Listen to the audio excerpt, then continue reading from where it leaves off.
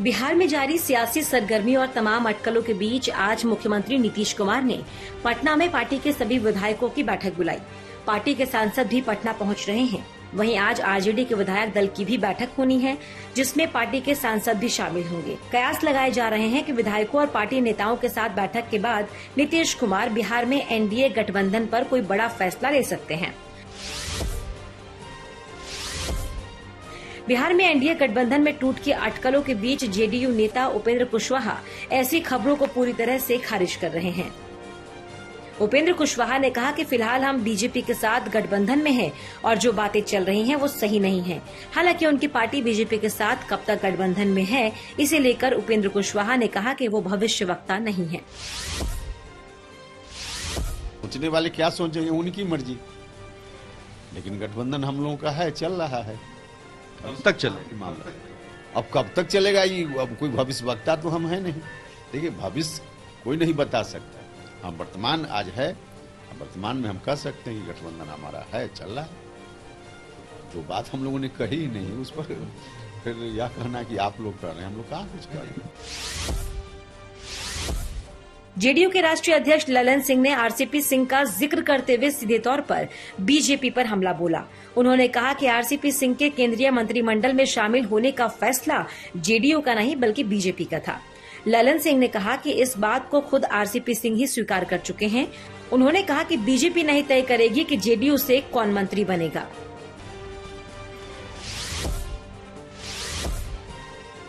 कि मैंने कहा कि अपनी मर्जी से बने। उन्होंने खुद से कहा है कि अमित शाह जी से उनकी बातचीत हुई।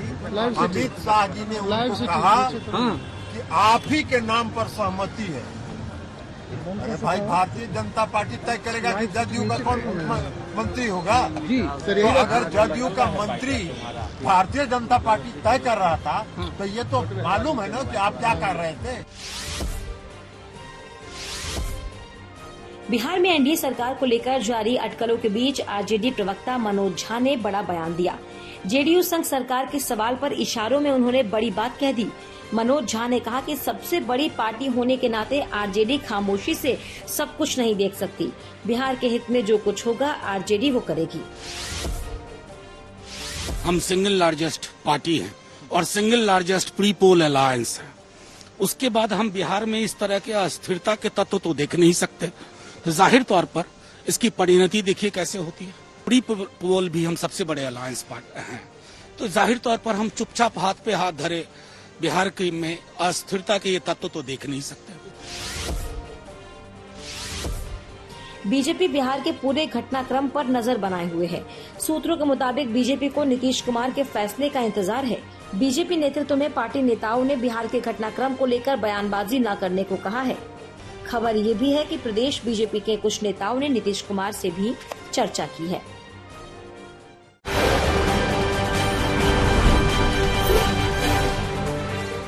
नोएडा की ग्रैंड ओमैक्स सोसाइटी में महिला से गाली गलौज करने वाला नेता श्रीकांत त्यागी अब भी पुलिस की गिरफ्त से बाहर है। नोएडा पुलिस ने गैंगस्टर की कार्रवाई कर उस पर 25,000 का इनाम भी घोषित कर दिया। आरोपी की तलाश में नोएडा पुलिस की 8 टीमें 3 राज्यों में उसकी तलाश कर रही है। सोमवार को सोसाइटी स्थित उसके घर पर अवैध निर्माण को तोड़ा गया। वहीं आरोपी पर गिरफ्तारी का दबाव बनाने को भंगेल में उसकी दुकानों पर जीएसटी टीम ने छापेमारी की। बावजूद इसके श्रीकांत त्यागी अभी पुलिस की गिरफ्त में नहीं आ सका।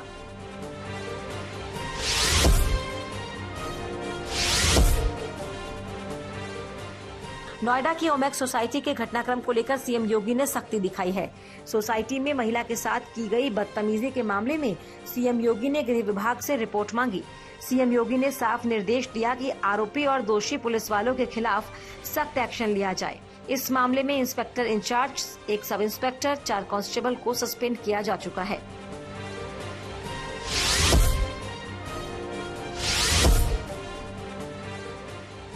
महाराष्ट्र में आज मंत्रिमंडल विस्तार होगा।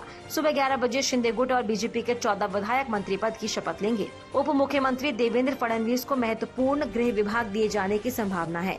शिंदे और फडणवीस ने 30 जून को मुख्यमंत्री और उप मुख्यमंत्री के रूप में शपथ ली थी, लेकिन इसके बाद कैबिनेट विस्तार नहीं किया गया, जिसे लेकर तमाम विपक्षी नेता लगातार सवाल उठा रहे थे।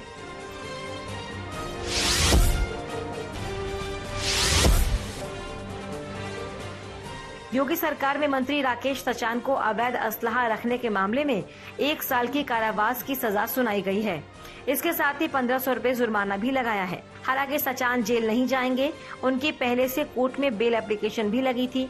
उस पर कोर्ट ने बॉन्ड पर जमानत भी दे दी। कोर्ट से जमानत पर रिहा होने के बाद राकेश सचान ने कहा कि मुझे कोर्ट पर भरोसा है, मैं सेशन कोर्ट में अपील करूंगा।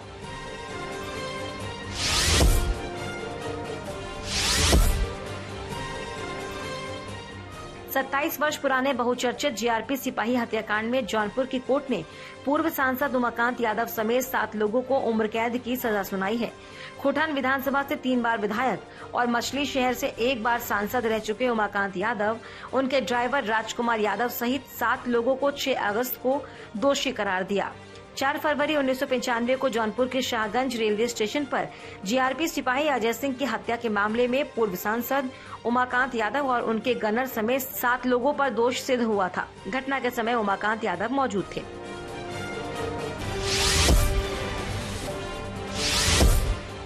पथरा चौल घोटाले में ईडी के निशाने पर चल रहे शिवसेना सांसद संजय राउत को फिलहाल राहत मिलती नजर नहीं आ रही। अदालत ने राउत को 22 अगस्त तक न्यायिक हिरासत में भेज दिया है। सोमवार को संजय राउत की हिरासत का समय खत्म हो गया था, जिसके बाद उन्हें ईडी के स्पेशल कोर्ट में पेश किया गया और अदालत ने उन्हें 22 अगस्त तक न्यायिक हिरासत में भेज दिया।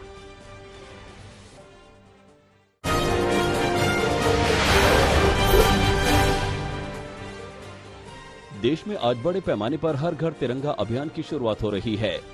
आजादी के 75 साल पर राजनीतिक दलों के बीच देशभक्ति से भरे कार्यक्रम करने की होड़ है। बीजेपी के अध्यक्ष जेपी नड्डा आज हर घर तिरंगा अभियान की शुरुआत करेंगे। मोदी सरकार जोर शोर से इस मुहिम को शुरू कर रही है। 13 से 15 अगस्त के बीच कई कार्यक्रम होने हैं। आज से कांग्रेस भी आजादी गौरव यात्रा निकालेगी। 9 से 15 अगस्त तक देश भर में यात्राएं निकाली जाएंगी। इसकी बड़े पैमाने पर तैयारी की गई है।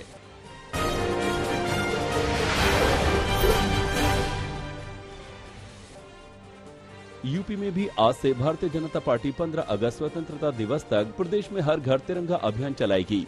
अभियान के तहत पार्टी प्रदेश में हर घर पर तिरंगा फहराने का कार्य करेगी।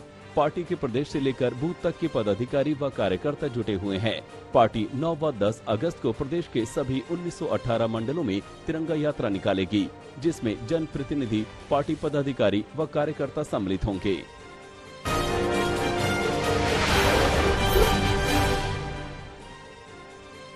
गृह मंत्री अमित शाह ने अपने ओडिशा दौरे में कहा कि लोग भाई भतीजावाद की राजनीति को स्वीकार करने के मूड में नहीं हैं।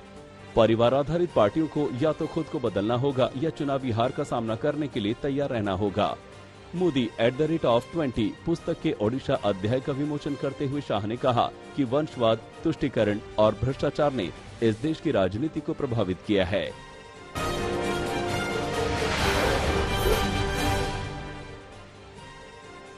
टेरर फंडिंग को लेकर एनआईए ने कल ताबड़तोड़ कार्रवाई की। डोडा और जम्मू के कई ठिकानों पर छापेमारी की गई। जम्मू कश्मीर के कई इलाकों में सोमवार को ताबड़तोड़ छापेमारी की गई। मामला आतंकवाद के वित्त पोषण मामले से जुड़ा है, जिसमें प्रतिबंधित संगठन जमात-ए-इस्लामी JEI के सदस्यों से जुड़े लोगों के ठिकानों पर तलाशी ली गई। जमात-ए-इस्लामी के पदाधिकारियों तथा सदस्यों के करीब 10 से अधिक ठिकानों पर एक साथ तड़के रेड की गई।